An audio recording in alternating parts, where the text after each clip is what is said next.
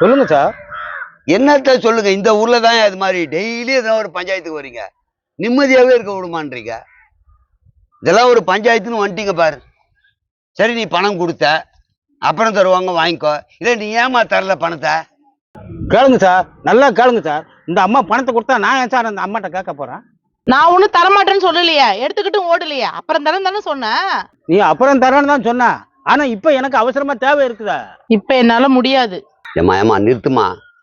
பஞ்சாயத்துக்கு வந்துட்டு நீங்களே பேசுங்க, அப்புறம் நான் எதுக்கு? நீங்களே பேசி முடிவு எடுத்துக்க வேண்டியது தானே. ஏமா, அவர்கிட்ட பணம் வாங்கினது உண்மை தானே? அதெல்லாம் ஒத்துக்கிறல்ல? கொடுத்து தொலையம்மா. அசிங்கமா இல்லை? ஒரு ஆம்பளை வந்து 4 தடவை வீட்டாண்ட வந்து கேட்குற அளவுக்கு வச்சுக்கிறிய. அன்னைக்கு தேவைக்கு தானே வாங்கினேன், திருப்பி கொடுக்கணும்ல. கேளுங்க சார், நல்லா கேளுங்க. இந்த அம்மா நல்லா வரக்கா கேளுங்க. மரியாதையை கெடுத்துக்கின்னு போயிடாத, வாயை மூடு. அவனை சொன்னாங்களா இல்லை நம்மளை தான் சொன்னாங்களா? ஏமா, மரியாதை கெடுக்கிறதெல்லாம் இருக்கட்டும், கை நீட்டி பணம் வாங்கினல கொடுத்து தொலையம்மா. சார், இஷ்டவனுக்கும் இவனுக்கும் சண்டை, நான் என்ன பண்றது? பெரியப்பா சண்டை, சித்தப்பா சண்டை, பக்கத்து வீட்டு சண்டை எல்லாம் கேட்பேன். இஷ்டவனுக்கும் இவனுக்கும் சண்டையா? என்னங்க சொல்றாங்க? இஸ்ரேலுக்கும் ஈரானுக்கும் சண்டை இல்ல, அதுதான் சொல்றாங்க. ஏமா, இஷ்டவனுக்கும் இவனுக்கும் சண்டை? இஸ்ரேலுக்கும் ஈரானுக்கும் சண்டையை தான் அப்படி சொன்னியா?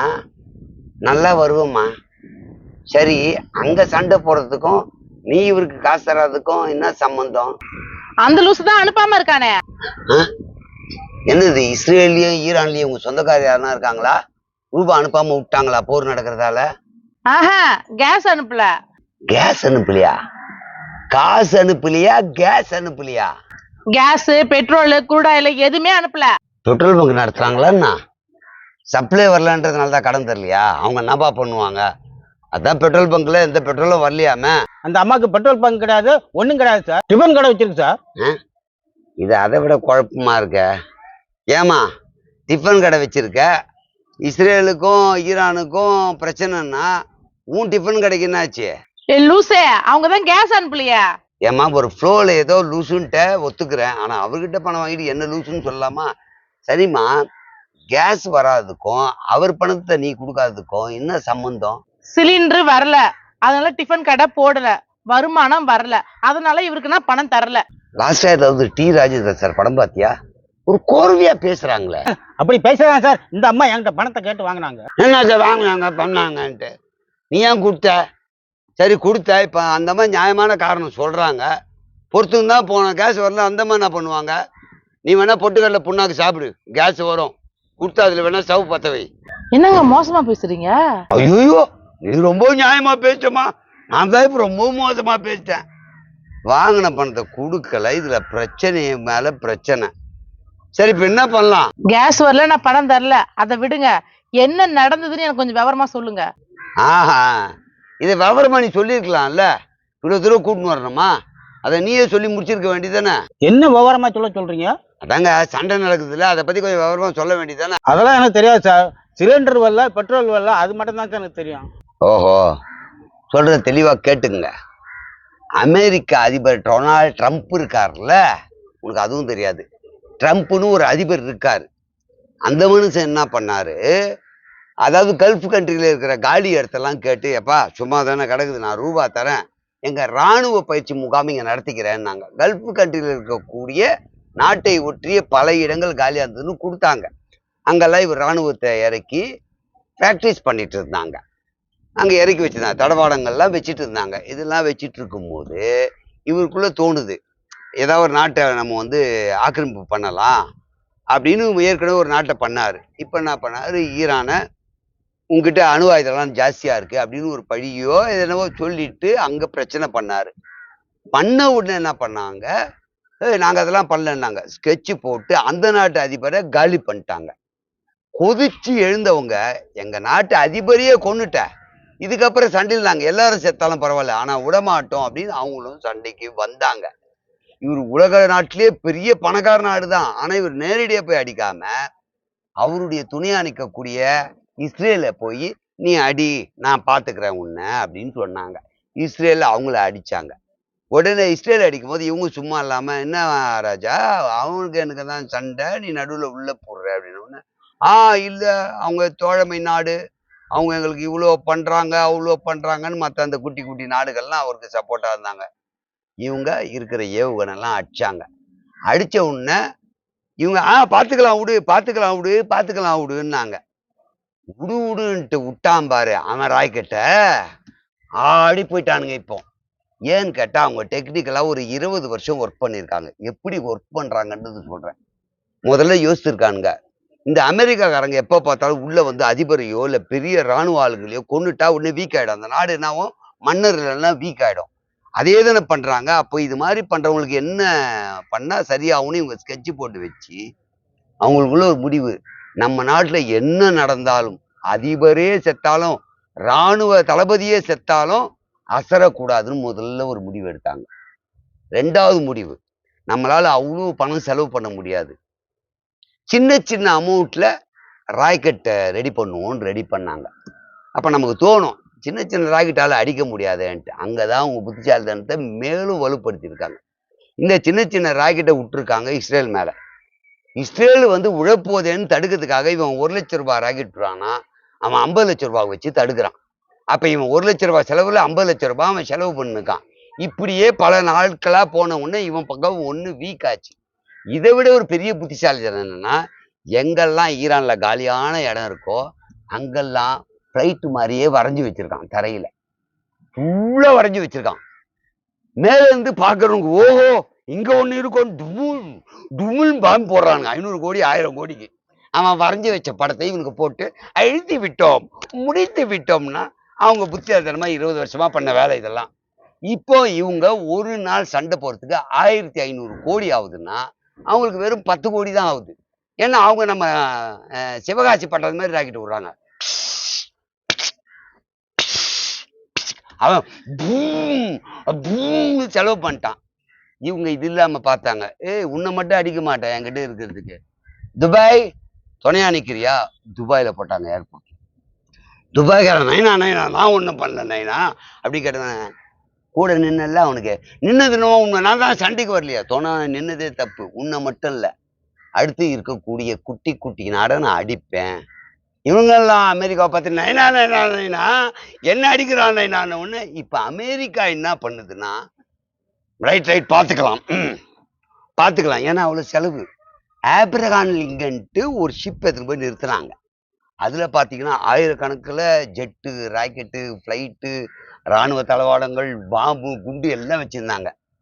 ஈராக்காரன் அதில் ஓரமாக ஒரு பக்கம் போட்டான். பாத்ரூம் அடிச்சிக்கிச்சு. உண்மையிலேயே அடைச்ச உடனே உள்ளே இருக்கிற இராணுவ ஆஃபீஸருங்க இராணுவத்தில் பணிபுரியவங்கலாம் போகாமல் இருந்தால் முடிக்குமா? என்னையா அதுன்னு முடியல அவங்களால. எவ்வளோ நாள் தான் போகாமல் இருப்பானுங்க. உடனே ஆப்ரகாம் லிங்கன் அப்படின்னாங்க. அப்படியே ஷிப்பு திருப்பினாங்க. இந்த ஷிப்பு தைரியத்தில் தான் இஸ்ரேல் விட்டுக்கணும் இருந்தான் பாமை. அவன் கூட சண்டை போடுதான். இதுவும் தீன் பண்ணுவான் ஆடி போட்டான். ஐயோ இதுவும் போயிடுச்சேன்ட்டு. அது இல்லாம ஈரான் பார்த்தது சரி எல்லா நாடையும் சேர்த்து வச்சு நீ பண்ற எல்லா நாட்டுக்கு எப்படி ட்ரபிள் கொடுக்கணும் எனக்கு தெரியுண்டான்ட்டு இன்டைரக்டா ஒண்ணு பண்ணா போல. என்னன்னா இதுதான் வந்து கப்பல் வழின்னா இந்த பக்கம் 60 கிலோமீட்டர் இந்த பக்கம் 30 கிலோமீட்டர். அது வந்து அவங்க கண்ட்ரியை ஒட்டி தான் எல்லா கப்பலும் வரணும். எல்லா உணவுப் பொருள்கள் பெட்ரோல் இது மாதிரி பொருள் எல்லாம் அப்படிதான் போகணும். இது என் இடம். எவன் வந்தாலும் அடிப்பேன்டா, எவன் வந்தாலும் வெட்டுவேண்டா, எவன் வந்தாலும் வெட்டுவேண்டா. அப்படி உங்களுக்கு தெரியாம 2-3 வண்டி போச்சு. அச்சு தூக்குன உடனே அவன் போய் நின்ட்டான். ஒரு 10-15 பெரிய பெரிய கப்பல்லாம் ஓரம் போயிடுச்சு. போனா அடிக்கிறானேனா அடிக்கிறானேனான்ட்டு அவன் சொன்னான். கிராஸ் பண்ணா அடிப்பேன். அப்போ உலக நாட்டுல யாருக்குமே கேஸ் போல, பெட்ரோல் போல, சிலிண்டர் போல, குரூட் ஆயில் போல, இப்படி எதுவுமே போகாதால எல்லாரும் அமெரிக்கா நீ பண்ண வேலைக்கு நாங்க அனுபவிக்கிறேன்டா. எல்லாரும் இப்ப அமெரிக்காவுக்கு எதிர்ப்பா போயிட்டு இருக்கு. அதனால அமெரிக்காவை இப்ப ஆடி போயிட்டு இருந்தாலும் மீசல மண்ணு ஓட்டாத மாதிரி பார்த்துக்கலாம் சண்டை போட்டுனே இருக்க டீ சாப்பிட்டு வரேன். யாரு? Donald Trump. இந்த கர்மாந்தம் பூச்சவன் ஏன் பண்ணான்னா அங்க ஒரு ஃபைல் இருக்கு. என்ன ஃபைலு? இப்போ வந்ததே எஸ்டீம் ஃபைல். அப்படின்னா பெரிய ஃபைல்ல பேர் எஸ்டீம் ஃபைல். அதுல வந்து எல்லா நாட்டு அதிபர்களை பத்தி தப்பான வீடியோ இருக்கு, பிள்ளைக்கறி சாப்பிட்டதெல்லாம் இருக்கு. இதுல இவர் பேரும் இருக்குன்றனால இதை மறைக்கணும். இல்லைன்னா வெளியே வந்தா இவரை ஒரு வழியாக்கிடுவாங்க. இதை மறைக்கிறதுக்காக என்ன பண்ணிட்டாரு, டக்குன்னு சண்டை போட விட்டு இதை மறந்துடுவாங்க மக்கள் எல்லாரும். இப்ப நம்ம என்ன பேசுறோம், சண்டை நடக்குது, அடுத்தது திருப்பி வந்துருவாங்கன்ட்டு எல்லா நாட்டிலையும் ஒலையில அடுப்புல எரியலன்னா அவன் அதை யோசிப்பானா எஸ்டீம் ஃபைல யோசிப்பானா? எல்லா மக்களும் எஸ்டீம் ஃபைலாவது இதாவது அவன் என்ன பண்ணமா பாப்பா எனக்கு சோறு இல்லை என் குழந்தைக்கு அது இல்லை. இப்ப அதை திசை திருப்பி விட்டான் ஒண்ணு. இன்னொன்னு இதுல ஒரு விஷயம் இருக்கு. என்னன்னு பார்த்தா ஒரு பொருள் வாங்குறீங்க 6 மாசம் ஒரு பருப்பு கெட்டு போகாம இருக்கும். 7ஆம் மாசம் கெட்டு போயிடல. அதே மாதிரி எல்லா ராணுவ பொருளும் ரெடி பண்ணி அமெரிக்கால வச்சிருக்காங்க. செக் பண்றதே இல்லையே. அவன் டைம் பாஸிங்காக என்ன பண்ணா எக்ஸ்பீரி ஆக போகுது. ஒரு ராணுவம்லாம் இவ்வளவு நாள் தான் யூஸ் பண்ண அந்த பாம்புலாம். அதெல்லாம் வேஸ்ட் அதனை கிடக்குது. சும்மா சண்டை போடுவோன்னு அவன் போடல. நான் தரேன் போடு அது எக்ஸ்பீரி ஆகிறதெல்லாம் குத்து ட்ரை பண்ணிட்டு இருந்தான். அந்த பன்னாட பரதேசிக்கு டைம் பாஸிங்க்கும் அவன் பேரு மறைக்கிறதுக்கும் இப்படி அவனை ஸ்டார்ட் பண்ணி விட்டான். அதனால இப்ப அவஸ்தைப்பட்டுருக்காங்க. இருந்தாலும் இந்தியாவுக்கு பெரிய சிக்கல் வராது அப்படின்னு ஒரு விஷயம் இருக்கு. ஏன்னா இப்ப அவங்களே இந்தியாவுக்கு போற கப்பல் மட்டும் டோக்கன் நம்பர் 13 போங்க 14 போங்கன்னு கொஞ்சம் கொஞ்சம் அமுச்சின்னு இருக்காங்க. ஒண்ணு. இன்னொன்னு ரஷ்யாவுக்கும் அமெரிக்காவும் ஆவாது. ரஷ்யாக்காரன் என்ன சொல்றான், யூரோப் கண்ட்ரிக்கு நான் எதையும் இனிமேல் தரமாட்டேன், ஆசிய கண்ட்ரிக்கு எல்லாம் தருவேன், அதாவது சிங்கப்பூர் மலேசியா இங்க இருக்கிற எல்லாருக்கும் நான் தருவேன், அதனால நீங்க கவலைப்படாதீங்க அப்படின்னு சொல்லியிருக்காங்க. அதனால தற்காலிகமா நமக்கு இப்ப கேஸ் இல்லை பெட்ரோல் இல்லைன்னு சொல்றமே தவிர இது நீடிக்காது. அதனால உங்க கடையை நீ ரொம்ப சீக்கிரத்துல திறந்துருவேன். அவங்க திறந்து டிஃபன் வேலை ஆரம்பிச்சாங்கன்னா உங்க பணத்தை கொடுத்துருவாங்க. இது என்ன கொடுமைன்னா நீ 5000மோ 10,000மோ கொடுத்துட்டு அதை வாங்கிட்டு அமெரிக்கா லெவலுக்கு உட்காந்து பேசியிருக்கோம் மத்தியானமும். அதுலயும் 1/2 மணி நேரமா நான் பேசியிருக்கேன் தெரியுமா? எனக்கு 10 பைசா புண்ணியமா ஏதாவது யூஸ் ஆகுமா? ஒன்றும் கிடையாது. ஒருவேளை இவ்வளவு பேசணுமே நாளைக்கு காலையில் டிஃபன் கடையில் போய் 2 இட்லி ஃப்ரீயா கொடுமான்னா அந்த மாதிரி கேஸ் இல்லைன்னுவாங்க. உங்ககிட்ட 5 10 கொடுனா நானே கொடுத்துட்டு மாட்டிக்கிறேன்னு. இப்படித்தான் நம்ம வெட்டியா பேச வேண்டியிருக்கு. எஸ்டீன் ஃபைல் இஸ்ரேல் ஈரான் சொல்லு. சூப்பர் சார், இப்ப புரியுது சார். இஸ்ரேல் ஈராக் சரியா நான் சொல்றது? ஏமா பேரிக்காய் விட்டீங்களே. அமெரிக்காவா? அமெரிக்காவா? நல்லா வருவியா நீ? ஏமா இவ்வளவு நேரம் உன் வாயில கூட இல்ல. அந்த ஆளு இஸ்ரேலு ஈராக் கரெக்டா சொன்னாரு. அமெரிக்கான்னு எடுத்து வந்து காய்கறில எடுத்து வந்து விட்டீங்களே, உங்களுக்கு மனசு இருக்கா? USA united state of America. Sir இன்னொரு தடவை சொல்லுங்க சார், நல்லா இருக்குது. நான் சொல்றேம்மா அது பேரிக்காய். தெரியாம உங்ககிட்ட நான் அமெரிக்காவை பத்தி பேசேன். அமெரிக்கான்றது அவங்க ப்ரொனவுன்சியேஷன். நம்ம அமெரிக்கான்னுவோம், அவங்க அமெரிக்கா. ஆஸ்திரேலியா, ஜப்பான், ரஷ்யா, போர்ச்சுகீசியல், இங்கிலாந்து அப்படின்னு சொல்லுவாங்க. அந்த ப்ரொனவுன்சியேஷன் தெரியாம பண்ணிட்டேன் உங்ககிட்ட. அமெரிக்கா, ஓட்ட தக்காளி, வெங்காயம் இந்த லெவலுக்கு எடுத்துட்டு வந்து விடுறீங்களே. அவன் என்னதான் வந்து அவன் நல்லவனா இல்லைன்னா கூட உலகத்துல பெரிய பணக்கார நாடு. அவனை பேருக்கா லெவலுக்கு கூட்டு வந்து விட்டீங்க உங்க 5 ரூபா 10 ரூபா சண்டையில. எப்படியோ உங்க கடன் பிரச்சனை நீங்களே தீர்த்துக்குங்க. சண்டைலாம் பெருசா ஆகாது. இதனால நாளைக்கு காலில் போய் சிலிண்டர் வேணும் 4 கால் போய் எல்லாம் அச்சிக்காதீங்க. பெட்ரோல் வேணும் பெட்ரோல் பங்க் எல்லாரும் ஓடாதீங்க. இந்த ஒரு வாரத்துல சரியாயிடும். போங்க. கேட்டுக்கிறேன்ல, ஒரு வாரத்துல சரியாயிடும், ஒரு வாரம் கழிச்சு உனக்கு காசு தரேன். அப்படி சரியாகலன்னா நான் இவரை வந்து பாத்துக்கிறேன். வரட்டா? என்ன வந்து பாத்துக்கிறாங்க? ஏன்? நீங்க தானே சொன்னீங்க, அதனாலதான் உங்களை வந்து பாத்துக்கிறேன்னு இருக்காங்க. வர வர இந்த ஊர்ல பஞ்சாயத்து பண்றது கூட தப்பா இருக்கியா? அந்த பொம்பளை கொடுக்குதோ கொடுக்கலையோ அங்கேயே மாண்டு சண்டை பொண்ணு எப்படின்னா போங்க. என்னை தேடி வரக்கூடாது. ஒரு நேரம் போல இருக்காத. கிளம்பு. நான் கிளம்புறேன். அந்த வா போர் நிற்கணும். அந்த பொம்பளை என் வீடு தேடி வந்து என்னை அடிக்கவோ கேட்கவோ கூடாது. நிற்குன்ற நம்பிக்கையில கிளம்புவோம்.